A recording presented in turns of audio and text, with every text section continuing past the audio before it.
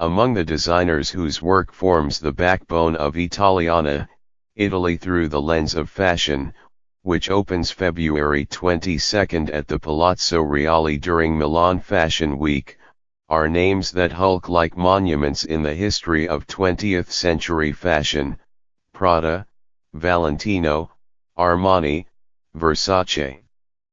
Yet there are also other seminal ones. Walter Albini and Romeo Gigli come to mind that nowadays are sadly unfamiliar to all but dedicated conoscenti. The curators, Stefano Tonchi, he is also the editor of W Magazine, and Maria Luisa Frissa, an Italian fashion scholar, had ambitious goals in mind when they set out to examine Italy and Italianness through the lens of fashion.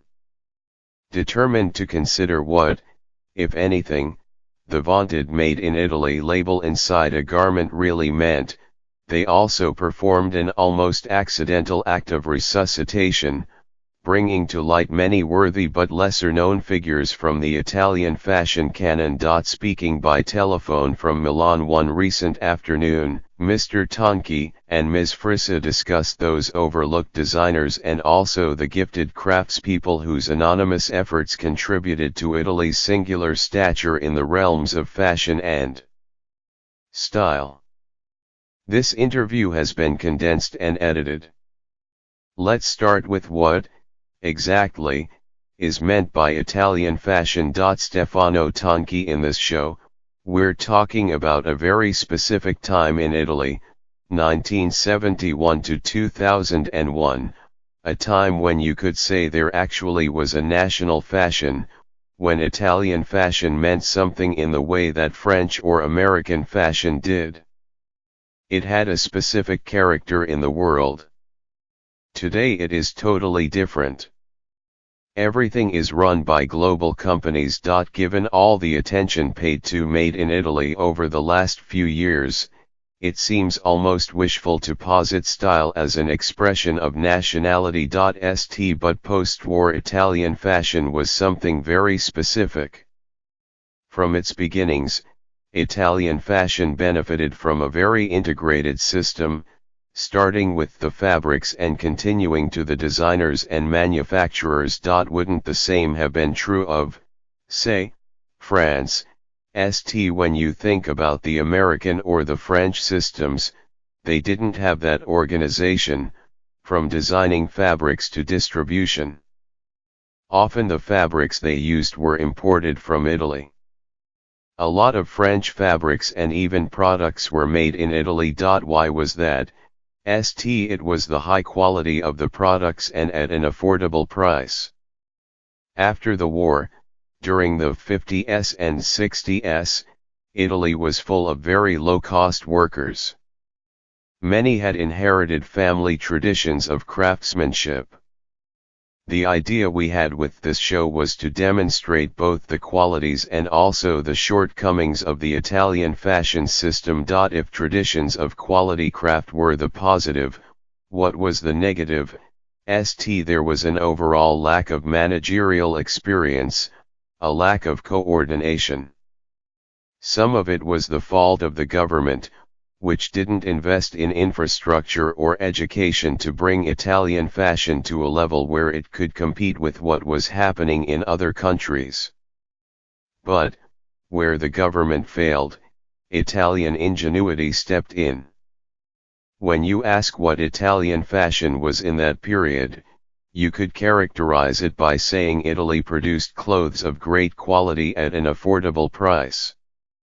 There was an incredible versatility in times of change. The fact, say, that small Italian fashion companies could shift direction every 6 months, alter the kinds of product they were putting out. For example, women were beginning to ask for a uniform to go to work. Italian manufacturers got the message and produced one. Men were asking for a new uniform to have fun. The Italians got the message and delivered it. How did you convey this in the show? The show is not chronological. It's organized by themes. There are 9 rooms, and each looks at a specific moment in Italian history and how fashion mirrored it. There is the concept of identity, of democracy, of the global versus the local, and how Italian fashion dealt with the theories of post-production. Maria Luisa and I were in the exhibition today looking at the actual clothes, and what was so striking was how many managed to look handmade yet had been produced on an industrial scale. You see a pair of Ferragamo shoes, and they have a handcrafted quality.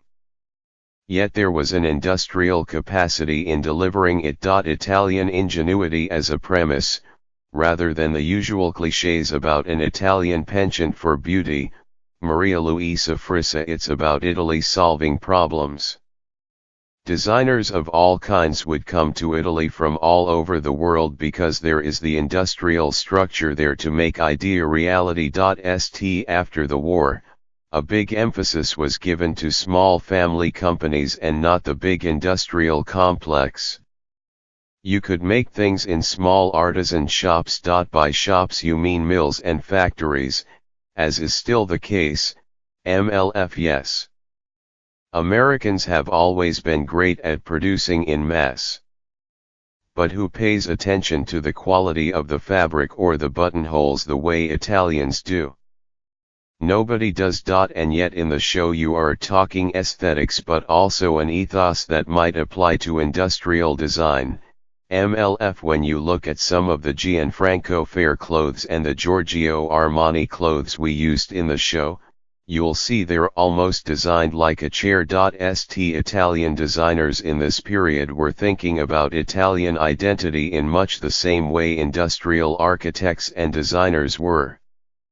They were thinking about fashion but also about furnishing the body.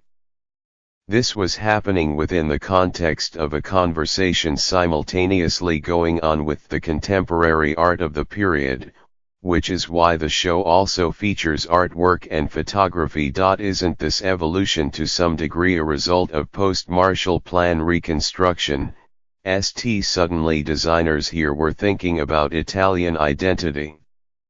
They were weighing what kind of impact an increasingly global system would have on them. Probably without thinking about it much, they were absorbing all kinds of influences and Italianizing them. When you look at Versace, it's incredible what he was putting into the clothes. There is the history of Magna Graecia. There is Hollywood glamour. There are the tropical colors of Miami. He was pairing blue jeans denim with beautiful silks from Lake Como, fabrics with 100 or more colors that can only be made in Italy. So this Italianness, if that's what it is, becomes both platform and filter. That's why we call it the history of Italy in fashion. It was fascinating to look at the recent documentary on Gianni Agnelli and how it demonstrates Italy going from being a place that was all in black and white to a place that was full of color. There is a lot of darkness in the history of Italy in the 20th century, even into the 70s, when you had both the extreme left Red Brigades but also something everyone forgets, the fascists. There had been these bleak times, and suddenly there was prosperity. Italians could now afford to travel. They could think again about things like luxury. MLF and the war had isolated the country in such a way that ignorance almost became a form of imagination. Whether or not he ever went there, there is a lot of joy and brio in how somebody like Gianfranco Fair was interpreting, let's say, Africa, though not literally. And there followed a period when Made in Italy became a kind of shorthand for elevated taste. MLF yes. Though good taste is a quality but can also be a fault. That brings us to the career of Miuccia Prada, who has spent her career flouting or interrogating class-based conventions of taste. MLF it's not only Prada. Franco Moschino was an incredible social commentator. He had amazing wit. So the show is about reminding people of designers we may have forgotten while also honoring the industrial creativity that goes into making products that are stylish, fit well and solve problems. St and create beauty. There are magical designers like Romeo Gigli, who is, unfortunately, a little bit forgotten. We talk a lot in the show, too, about anonymous authorship in the industry. Meaning, there are the name designers, of course. But there are companies where it hardly matters who the designer happens to be. You take a label like Callahan, where Gianni Versace worked, Walter Albini worked, Romeo Gigli worked and, most recently, Nicholas Gasquiro worked. They were always making incredible things. You mean, as though there's some kind of industrial intelligence underpinning the enterprise. There is a signature to Italian fashion that goes beyond a Made in Italy label. There is know-how and a level of understanding. That's why so many fashion prototypes are still made in Italy. Italians are industrially nimble. They're intuitive and good at finding solutions. Say a designer says, I want to put a ton of Swarovski crystals on a see those shirt. In the United States, manufacturers would just say, what? In Italy, they would never say, no, this is crazy. There is a maybe. There is never a no.